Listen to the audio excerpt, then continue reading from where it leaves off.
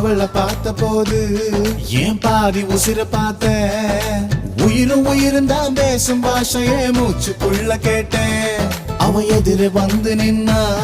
என் மீதி உசிர தருவேன் பார்வப்படுகிற தூரம் போதுமே பக்தன் போல கிடப்பேன் அவ சிரிச்சா வெளிச்சா உருவாகும்